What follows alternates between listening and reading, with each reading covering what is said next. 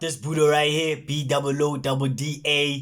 Bo. Still working on my intro. You know what I'm saying? What we gonna talk about today? Okay, let me just tell y'all the story. Then I think we could work on some. Oh, I got an idea. Uh, so last night I was just chilling, just chilling, eating my noodles last night. Yeah, watching this movie called In Time. It got me thinking of time management and the importance of time. If you like, if you've watched the movie, you know what the movie is about. But if you haven't, I'll try to do a summary, just not on this video, because there's so many aspects that I took. I gotta rewatch it again and take notes. So it got me thinking about the importance of time and how to use it effectively. And that I thought, okay, what can I come up with? Okay, let's create content on the 7 steps of time management. Yeah. I thought about them, so I sat there before I slept. I meditated first for 10 minutes. Then after that, I started writing them. I'm gonna give y'all. It's just there's a mosquito there. I'm gonna give y'all these 7 steps of time management. Bear with me. The last one is my favorite. Number one, let me read it for you. Number one, what I wrote is prioritization, the ability to focus and identify. No. I'm not reading it correctly, man. Ability to identify and focus on important tasks over less critical ones. I mean, come on. That right there is self-explanatory, Yeah. That's the first one. The ability to identify and focus on on important tasks. Like I always say to people, there's a big difference between important and urgent. Urgent is something that gotta happen now. Important is something that happens gradually through time. So as a leader, you gotta be time effective. You cannot just be doing everything for the sake of doing everything. You gotta do things that are necessary, things that are important as a leader. Then the urgent things are it's things that you can delegate to other people. You can't be doing the hard labor in the business. You are the business owner, so you have to hire people to do the things that are difficult. Yeah. Prioritization. Prioritize everything that is important first, then the urgent later. Number two, and this one, I call it planning. Planning involves, we did 7 steps on planning. You can check my video on the 7 steps on planning. This one, I want us to focus on, when I say planning, I want us to be like creating schedules, to-do list, using productivity tools to organize tasks and allocate them effectively. Prioritization, you're prioritizing your time and the organization's time. So there, what are you doing? You're identifying and focusing on important ones. Yeah, important task. The less critical task is the ones that you do what in your planning. Yeah, you obviously in your task, as you identify them, you are planning. Now you plan, okay, this is what I'm going to do, this is how I'm going to do, this is how I can prioritize this over that when it comes to planning. Number three, goal setting. Setting clear and achievable goals help in directing towards meaningful outcomes. Clear and achievable goals. Be a realist, in your planning, in your prioritization.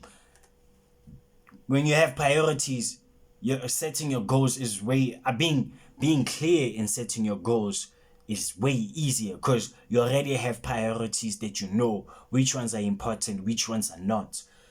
So when we plan, yeah, our plan is where we put our goals in now. Okay, this is what I'll accomplish over a period of 12 weeks, or this is what I want to accomplish over a period of 12 months, 12 years, you know what I mean? Yeah, that's, we already know, okay, This is what we are we have accomplishable goals. Don't forget that. That is our third one. Our fourth one is delegation. I heard Vusi Temba Kwayo, say one thing he sucks at is delegation, because he always feels like he could do it better than people. Yeah. I get where he comes from, but me, I know how to delegate. I guess I'm learning. I come from that time of thinking framework, that mindset of saying I could do it better than them, so let me do it myself. Not knowing that I'm using all the energy, and you can't be using all the energy. You have to prioritize, plan your goals. After you plan your goals, you can delegate now, because you know in your priorities which goal, or in that goal, what you have to focus on and what you can delegate to other people.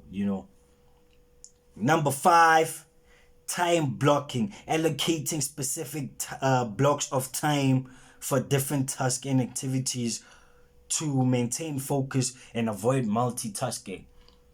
Multitasking is a form of procrastination, according to me. Because you'll be like, no, I'm doing this, that.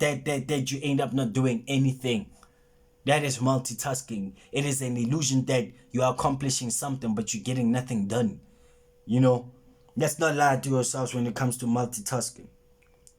Delegating does not mean but giving everybody a task but yourself. Delegating means the most important tasks are the ones that you do. As a CEO or a leader or a manager of a business, you cannot be always focusing on the tea that, what type of tea or the team gotta be drinking, or what type of food they gotta be eating. That's not your job. Your job is to make sure the business grows. The business, you build strategies in the business, structure in the business. That's your priorities. So what you delegate to people, number 1, customer care, customer service. I meant to say customer care or services. I think it's the same thing. Sales, the sales team gotta be responsible for sales. What you gotta be responsible for is delegating their sales, or delegating where they can get sales, delegating how they can get sales, delegating on how they can grow their sales. That is your job as the CEO, as the leader, as the manager of an organization. So delegating. Because here it says knowing when and how to delegate tasks. Once you prioritized everything, you know what task should go to who and which one you should be doing. When, right? Yeah. How that task should be accomplished. You as the leader should know that. Time blocking, time blocking. What does that mean?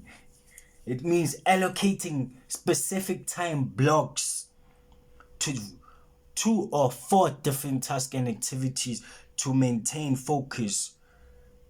Because maintaining focus is hard in the times that we live. You got social media, you got this, you got that, you got this to that, to the third. Yeah. So maintaining that focus, because we live in the attention economy now. That attention economy, you got to use your attention or your focus effectively and efficiently. Yeah. That is one thing. In delegating, you're gonna know. Let me just fix this. Yeah. We were at time blocking, right? Yeah. Time blocking, allocating specific blocks of time for different tasks and activities to maintain focus and avoid multitasking, because multitasking is an illusion. Let's be real with ourselves. We all know that. Number 6, saying no. No! Yo, this is like one thing that I always say to my mom. She got to teach herself how to say no to people, you know? Yeah. People, especially African people, y'all don't know how to say no. Just say no.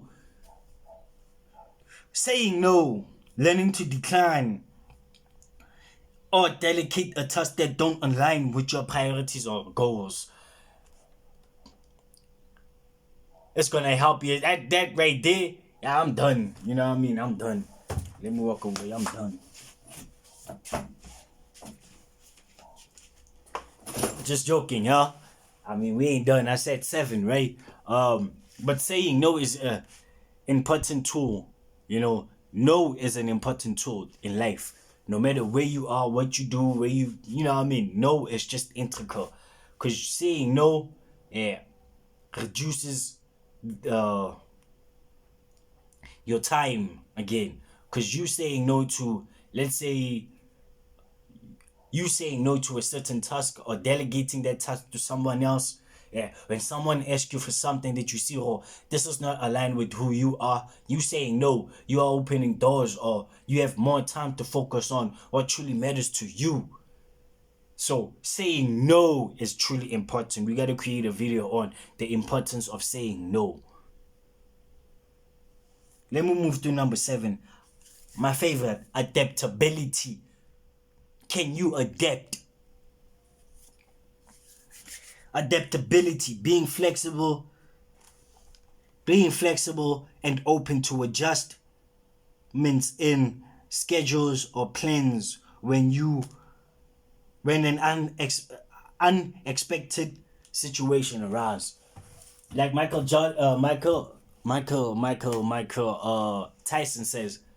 Tyson says, everybody got a plan, everybody got a strategy until they get punched in the face.